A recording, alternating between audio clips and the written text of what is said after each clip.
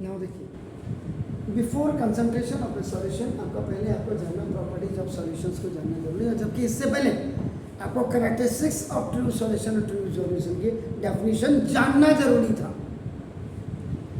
Anyhow, तो properties of solution में जो पहला पॉइंट आपका होगा, the particles of a solution are so small, इतने छोटे होते हैं सॉल्यूशंस के पार्टिकल्स कि दैट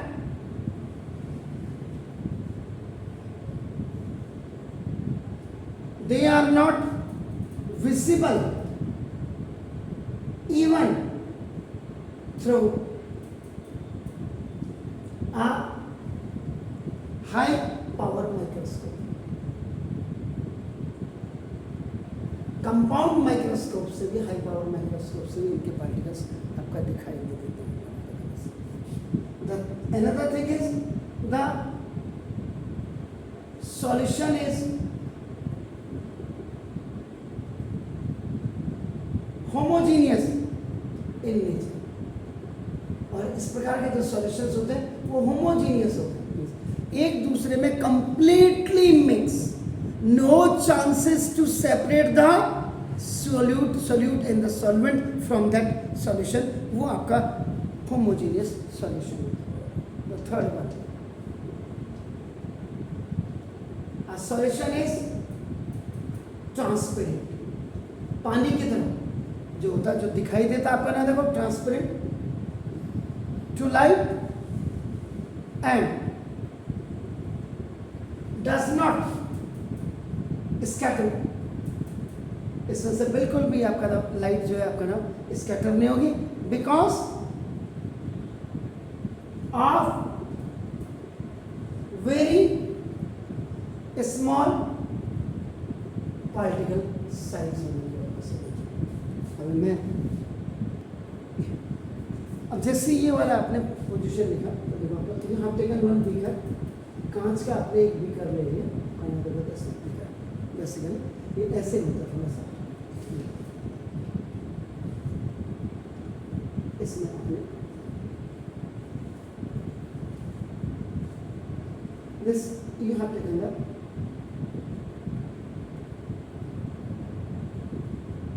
होमोजीनियस, आपने इसमें सॉल्यूशन रखी।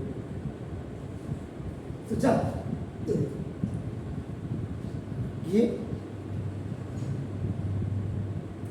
बीम आपका आता है, जाइए को देखो,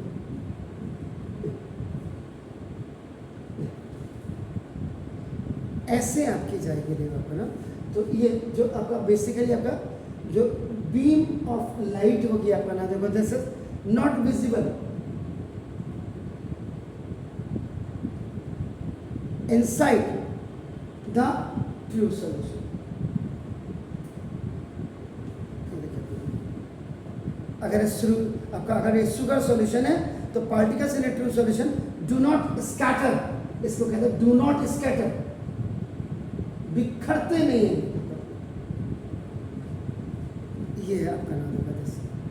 और यही अगर आपका कोलाइडल सॉल्यूशन होता तो कोलाइडल सॉल्यूशन में ये विजिबल हो जाते, आपका नाम देखो, इसमें स्कैटरिंग आपकी हो जाती, तो दिस इज द मीनिंग होता है।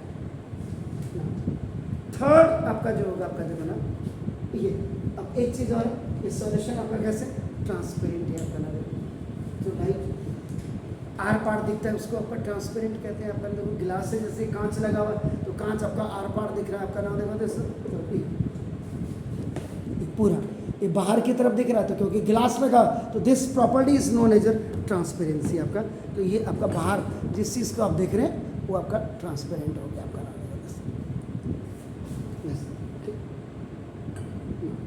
देन द थर्ड प्रॉपर्टी आपकी हो गई, then the fourth one is आपका नाम देखो द पार्टिकल्स ऑफ सॉलिड। जब भी आप सॉलिड कहेंगे, सॉलिड कहेंगे तो ये आपका फर्स्ट कंपोनेंट आपका कह सकते हैं, या आपका नाम this is a small amount of आपका सब्सटेंस भी आपका इसको कह सकते हैं। तो solute in solution pass easily through a filter paper.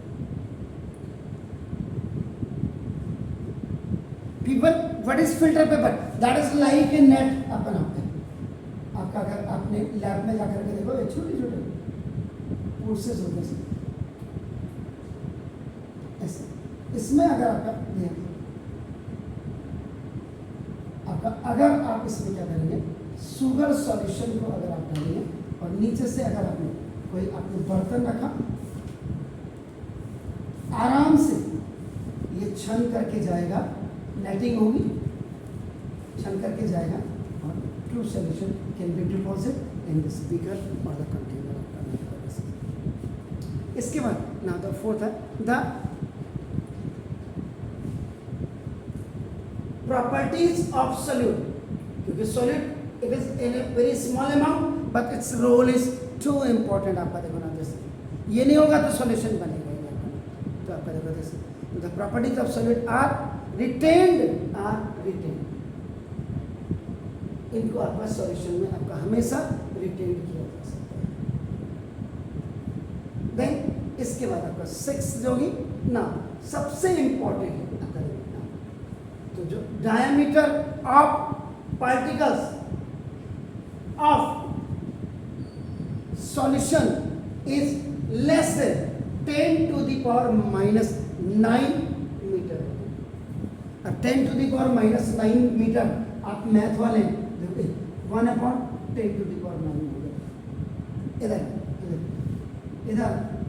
1 2 3 4 5 6 7 8 9। जब आप इसको डिवाइड करेंगे तो 0.1 2 3 4 5 6 7 8 इतना मीटर होगा।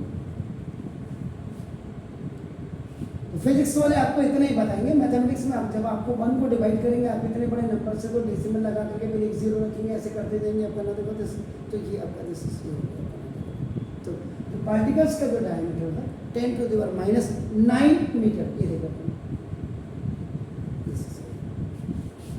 और इसके बाद द लास्ट वन आपका जो है, आपका जो 7th है, the solute particles in solution do not, don't लिखा है, settle, this is the on undisturbed position. Undisturbed position पे ये कभी भी आपका सेटल नहीं होते हैं, बैठते नहीं है। तो therefore a solution is, therefore या दिस सॉल्यूशन भी लिख सकते हैं, therefore the solution is known as is stable one, इसलिए इसको स्टेबल भी कहते हैं इस सॉल्यूशन को। These are the properties of solution. जब आप ये करेंगे तब इसके बाद कंसंट्रेशन ऑफ सॉल्यूशन होगा।